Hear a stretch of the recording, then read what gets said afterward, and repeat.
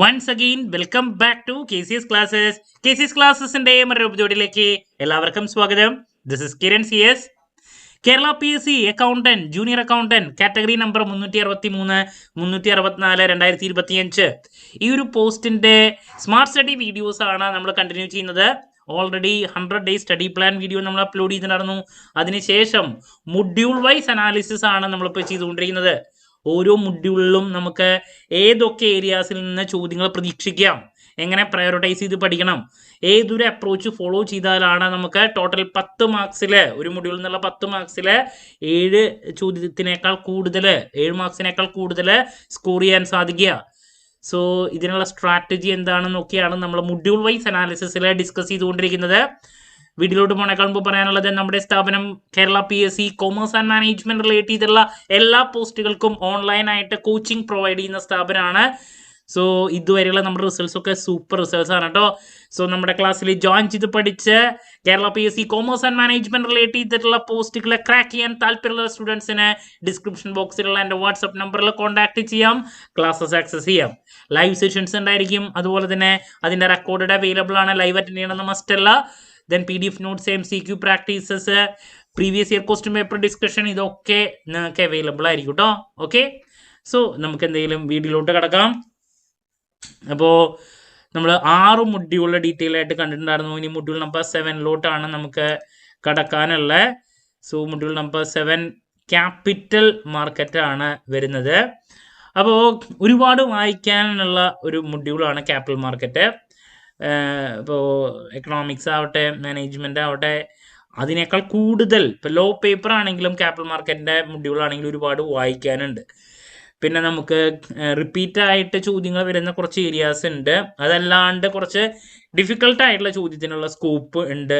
Statement രൂപത്തിൽ കുറച്ച് ബുദ്ധിമുട്ടായിട്ടുള്ള ചോദ്യങ്ങൾക്കുള്ള സ്കോപ്പ് ഉള്ളൊരു മൊഡ്യൂളാണ് കേട്ടോ. അപ്പോൾ അത് ആദ്യം തന്നെ പറയണം. ഇനി ഇതിൽ റിപ്പീറ്റായിട്ട് ചോദ്യങ്ങൾ വരുന്ന ഏരിയാസ് ഏതൊക്കെയാണെന്നുള്ളത് ആദ്യം പറഞ്ഞുതരാം. അതിൽ ആദ്യത്തെ ഏരിയ എന്ന് പറയുന്നത് സ്റ്റോക്ക് എക്സ്ചേഞ്ചിനെ റിലേറ്റ് ചെയ്തിട്ട് 2 മുതൽ 3 ചോദ്യങ്ങൾ വരെ നമുക്ക് എല്ലാ പേപ്പറിലും വരുന്നതാണ്. അത് റിപ്പീറ്റാണ്. മിക്കതും നമ്മളൊന്ന് വിചാരിച്ചാൽ കിട്ടുന്ന ടൈപ്പ് ചോദ്യങ്ങൾ. അതിൽ major stock exchanges in India, BSE NSE, listing എന്താണ്, പിന്നെ റെഗുലേറ്ററി ഫ്രെയിംവർക്കിനെ പറ്റിയിട്ട്. അപ്പോൾ ഇത്ര ഏരിയയിൽ നിന്ന് 2 to 3 ക്വസ്റ്റ്യൻസ് എല്ലാ പ്രാവശ്യം വരുന്നതാണ്. ഇപ്പോൾ നമ്പർ ഓഫ് സ്റ്റോക്ക് എക്സ്ചേഞ്ചിനെ പറ്റിയിട്ട്, BSEയുടെ പ്രത്യേകത, NSE എത്ര കമ്പനീസ് ഇപ്പോൾ NSEയിലുണ്ട്, അങ്ങനെയുള്ള ചോദ്യങ്ങൾ, കൺസെപ്റ്റും കാര്യങ്ങളൊക്കെ, ലിസ്റ്റ് ചെയ്യുന്നതിനെ പറ്റിയുള്ള കാര്യങ്ങൾ, അതിൻ്റെ റെഗുലേറ്ററി കാര്യങ്ങൾ. അപ്പോൾ ഇത് മിക്ക പേപ്പറുകളിൽ നമ്മൾ ഇതിൻ്റെ കൺസെപ്റ്റിനെ റിലേറ്റ് ചെയ്തുള്ള ചോദ്യങ്ങൾ കാണാറുള്ളതാണ്. അതുപോലെ തന്നെ ഡീമെറ്റീരിയലൈസേഷൻ ഓഫ് സെക്യൂരിറ്റി. ഡീമെറ്റീരിയലൈസേഷൻ എന്താണ്, മെറ്റീരിയലൈസേഷൻ, റീമെറ്റീരിയലൈസേഷൻ എന്താണ്, ഇതിനൊക്കെ പറ്റിയുള്ള കൺസെപ്റ്റ് പലപ്പോഴും വരാറുള്ളതാണ്. ഒരു ചോദ്യം കമ്പൽസറി ആയിട്ട് നമുക്ക് കാണാറുണ്ട്. പിന്നെ സ്റ്റോക്ക് എക്സ്ചേഞ്ചിൻ്റെ ഫങ്ഷൻസ് എന്തെങ്കിലും നോക്കണം, അതിൻ്റെ സ്റ്റാർട്ടിങ് ടൈം, അതൊക്കെ പറ്റിയിട്ടുള്ള ഒരു ചോദ്യം അവിടെ വരാറുണ്ട്. അപ്പോൾ ഇതൊക്കെ റിപ്പീറ്റ് ക്വസ്റ്റ്യൻസിൽ നമുക്ക് കാണാൻ സാധിക്കുന്നതാണ്. ബാക്കിയുള്ള ചോദ്യങ്ങൾ നമുക്ക് അങ്ങോട്ട് കിടക്കെ മാറ്റി പിടിക്കുന്നത് കാണാം. അപ്പോൾ ഞാൻ പറഞ്ഞൊരു 3-4 മാർക്ക് ഇങ്ങനെ ഈ ലാസ്റ്റ് ഏരിയയിൽ നിന്ന് എപ്പോഴും കാണാറുള്ളതാണ്.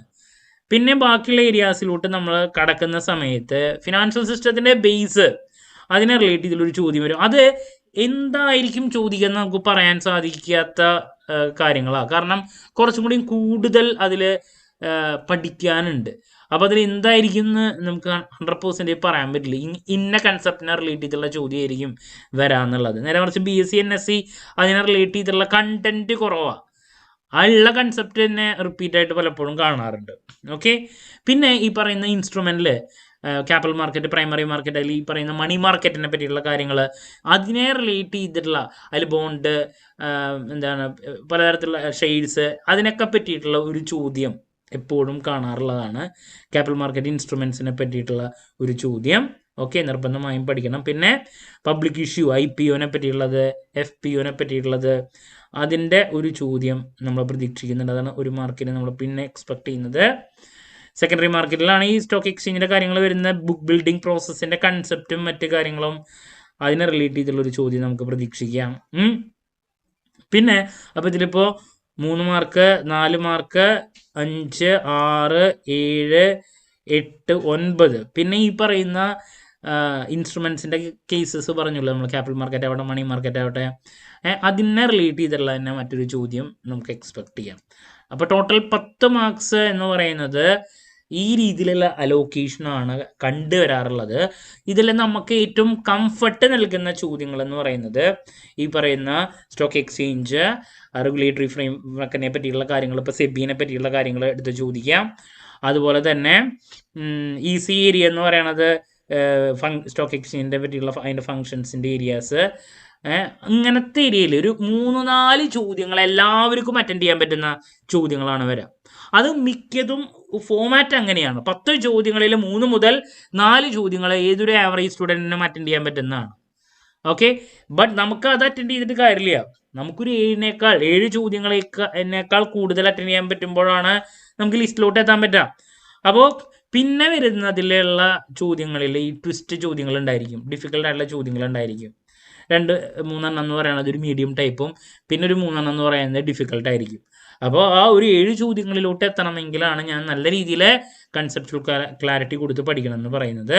അപ്പോൾ പഠിക്കുമ്പോൾ നമുക്ക് പ്രയോറിറ്റൈസ് ചെയ്ത് പഠിക്കാൻ പറ്റുന്നൊരു ഓർഡർ എന്ന് പറയുന്നത് ഫിനാൻഷ്യൽ സിസ്റ്റത്തിൻ്റെ കൺസെപ്റ്റ് ആദ്യം തന്നെ പഠിച്ചു വയ്ക്കാം.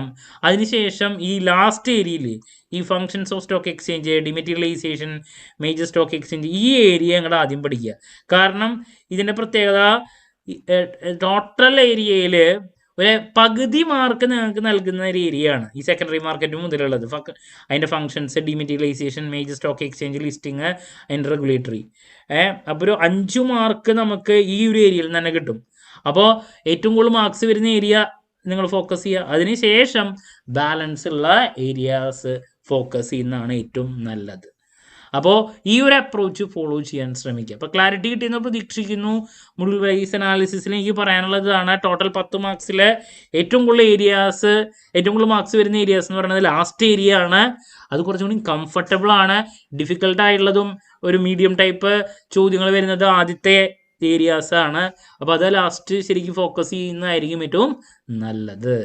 ബട്ട് ഫിനാൻഷ്യൽ സിസ്റ്റത്തിൻ്റെ കൺസെപ്റ്റും കാര്യങ്ങളും മനസ്സിലാക്കാൻ ആദ്യത്തെ കാര്യങ്ങളൊന്ന് നോക്കി വെച്ചിട്ട് ലാസ്റ്റത്തിലേക്ക് പോയിക്കോളും. ഓക്കെ, ക്ലാരിറ്റി കിട്ടിയെന്ന് പ്രതീക്ഷിക്കുന്നു. നെക്സ്റ്റ് നമുക്ക് fundamentals of income tax problem ഏരിയയിൽ ഏറ്റവും ഫോക്കസ് ചെയ്യേണ്ടതും ഡിഫിക്കൽട്ടായിട്ടുള്ള ഒരു ഏരിയ ആണ്.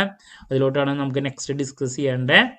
അപ്പോൾ ആ ഒരു മൊഡ്യൂള് നാളെ തന്നെ നമ്മൾ ഡിസ്കസ് ചെയ്യുന്നതായിരിക്കും. സോ നാളത്തെ വീഡിയോ ആയിട്ട് വീണ്ടും കാണാം എന്നുള്ള പ്രതീക്ഷയോടെ നിർത്തുന്നു. This is Kiran CS signing off. Have a nice day. Thank you.